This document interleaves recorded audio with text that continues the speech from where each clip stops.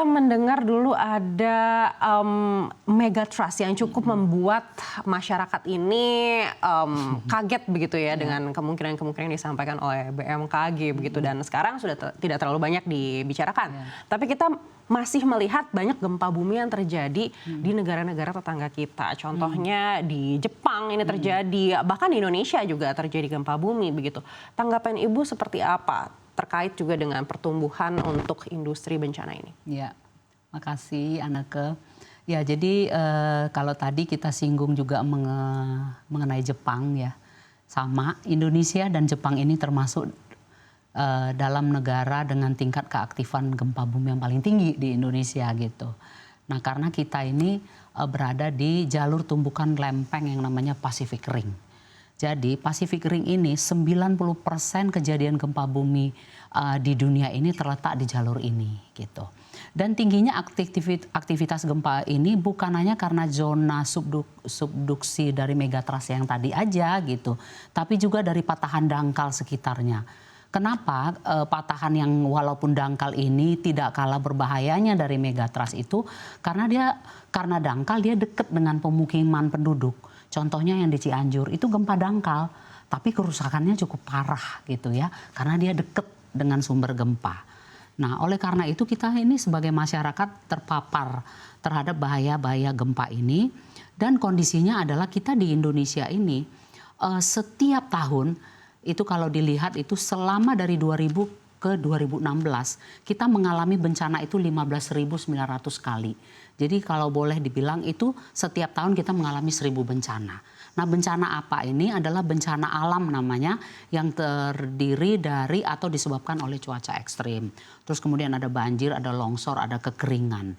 Namun kerugian ekonomi yang terbesar dari bencana alam ini justru terpapar dari adalah paparan dari gempa bumi, tsunami dan letusan gunung berapi. Jadi kita di Indonesia terutama industri asuransi mengelompokkan risiko gempa ini ke dalam satu kelompok, itu satu tempat, gempa bumi, gunung berapi dan tsunami.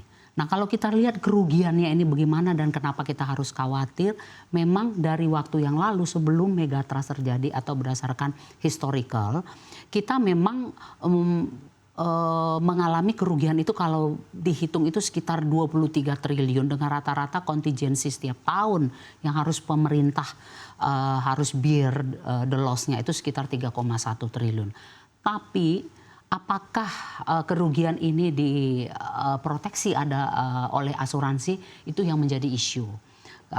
Oleh karena itu kalau kita bandingkan antara kerugian ekonomi dengan yang terproteksi ini rasionya masih sangat kecil sekali. Dan kondisinya adalah kalau di Jepang tadi, mereka saat ini kita coba bandingkan dan kita belajar dari sana, walaupun frekuensi gempanya itu cukup tinggi, tapi sudah terjadi yang namanya pemanfaatan teknologi, mitigasi yang baik, kemudian adanya budaya tanggap bencana. Anak-anak dari mulai kecil itu sudah diajarkan. Terus pada saat gempa orang mau ngapain daripada teriak-teriak begitu ya. Jadi sudah ada sosialisasi yang cukup baik untuk segala kelompok umur dan seluruh kelompok masyarakat itu. Baik, tadi Ibu sampaikan angka 23 triliun. Mungkin boleh dijabarkan itu apakah di tahun ini saja atau seperti apa? Itu kalau yang 23 kita lihatnya itu adalah yang kita dapat itu informasinya sejak tahun 2020. Ya, jadi dalam rentang sampai dengan sekian tahun itu sudah cukup banyak. Dan itu mencakup seluruh kerugian bencana. Termasuk di dalamnya kekeringan, tanah longsor, ada gempa, ada gunung berapi. Nah, itu biaya-biaya ekonomi yang kalau kita perkirakan itu ngumpulnya di sekitar gitu. Bayangkan dengan yang recovery yang didapat melalui mekanisme asuransi itu masih cukup kecil dibandingkan dengan kerugian tersebut. Baik, bicara klaim untuk asuransi bencana di industri asuransi umum, terutama untuk gempa bumi, begitu. Evaluasi dari Ibu sendiri seperti apa sejauh ini? Ya, kenyataannya memang dari waktu ke waktu interval kejadian itu memang selama 20 tahun terakhir ini semakin dekat, gitu ya. Kita name aja. 2004 itu ada gempa Aceh, gempa Sumatera. Itu dalam masuk top list dari gempa dunia. Bayangkan itu udah sama Tohoku dan gempa-gempa lain di negara-negara lain. Kemudian 2006 2 tahun setelahnya kita ada Jogja. Kemudian Pariaman 2009. Kemudian juga ada gempa Palu atau kita kenal juga Donggala ya, itu 2018 dan tahun yang sama itu ada di Lebak Banten, ada di Lombok. 1 tahun ada 3 gempa dengan Richter yang cukup besar gitu ya, dari mulai 7,5, 7,6, 6,4 dan ini kerugiannya cukup besar. Jadi apa yang kita perlu lihat saat ini adalah gempa-gempa tersebut mendatangkan kerugian yang cukup besar. Misalnya Donggala itu tidak kurang dari 7 triliun rupiah kerugiannya. Kemudian apa yang terjadi dengan Jogja ada 3T. Gunung Kelut juga yang kalau menurut kita ini tapi kerugiannya asuransinya itu cukup besar.